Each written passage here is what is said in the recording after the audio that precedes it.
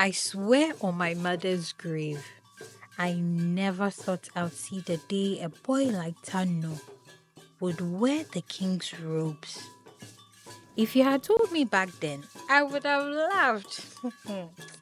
Or worse, I would have thought you were cursed for speaking such madness. Because in our town, there were rules. And one of those rules was that people like Tano did not belong anywhere near the palace.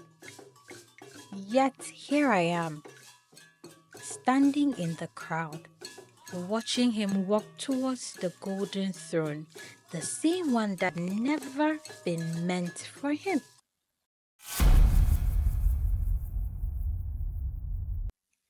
Tano was born in the lowest part of the village, the part where the air smelled of old palm oil and sweat, where the homes were made of thin wood, so thin that when it rained, the water came in like an uninvited guest.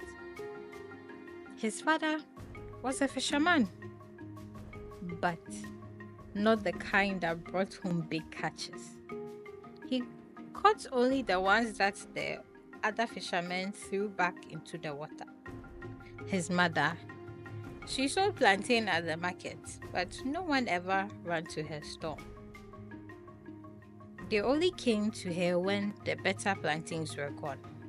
And Tano, he was the boy no one noticed.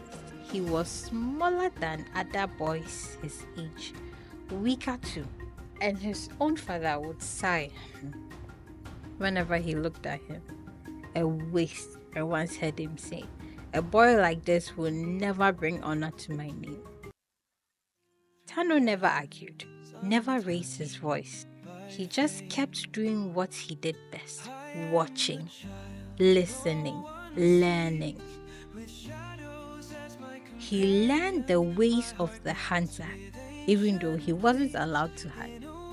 He studied the way the warriors move, even though no one would teach him.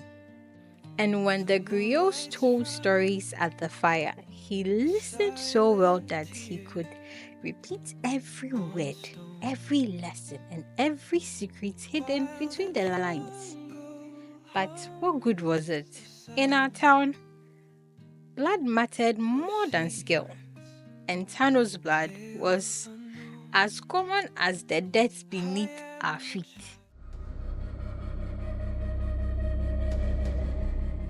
The day everything changed started like any other.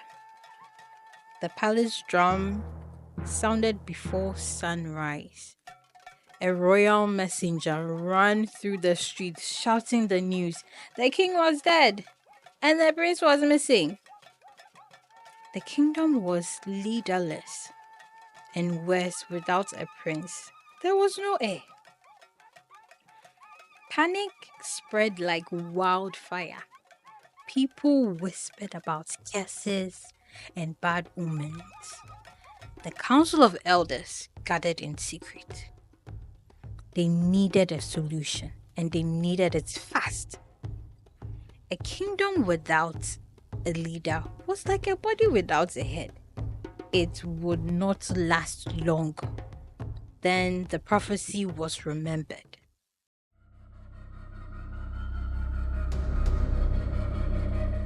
It had been spoken generations ago, but few believed it.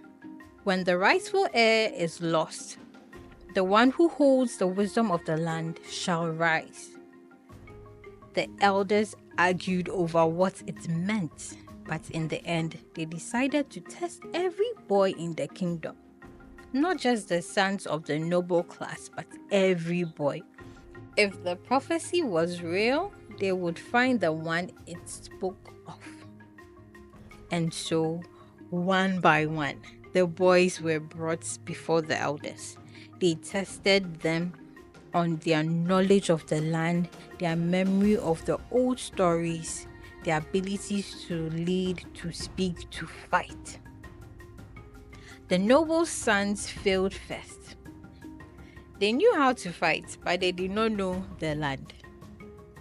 They knew how to give orders, but they could not inspire men to follow. Tano was the last to be called. No one expected anything. Some even laughed. But as soon as he spoke, the room was silent. Tano knew every river, every mountain, every secret of the land. He knew the names of the kings who had ruled before. He knew the stories of their victories, their mistakes, their fears. He knew the people, their struggles, their hunger, their pain. And when they asked him how a leader should rule, he said, "A king is not the strongest man in the room.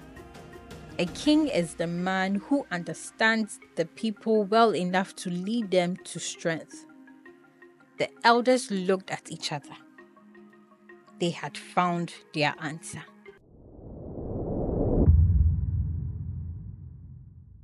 The elders were ready to declare Tano the heir, but the warriors objected. "A boy who cannot fight cannot be king," the chief of the guards said. The elders hesitated. Tradition was clear. A king must be able to defend his people. Tano did not hesitate. "Let me prove myself." They gave the warrior a spear. Tano was given nothing. The crowd murmured. Was this a fair fight? The warrior lunged. Tano moved like the hunters he had studied. He swerved left, dug right, his feet light as the dusty village meeting ground. The spear sliced through the air, missing him by inches. The warrior tried again. Tano sprang away. The crowd gasped. This was not luck, it was skill. Frustrated, the warrior changed. But at the last second, Tano stepped aside, grabbed his arm and twisted. The warrior lost his balance and crashed on the ground. His head hit a stone and he growled in pain. The warrior was defeated and Tano had passed the final test.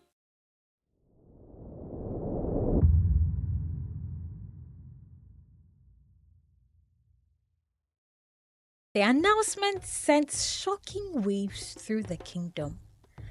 A fisherman's son, a market woman's child, a boy who had been kicked aside like an unwanted stone.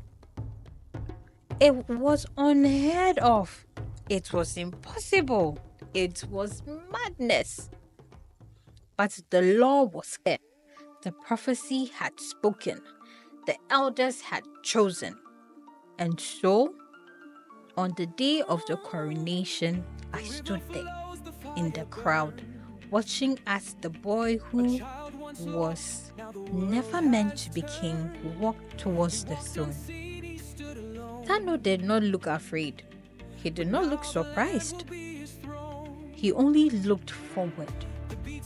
Maybe he had already known it was never about blood. Maybe he had already known that wisdom, patience, and quiet strength could shake foundations of the kingdom. And maybe, just maybe, he had been waiting for the rest of us to catch up. From shadows deep to sunny skies, watch him soar as we all rise.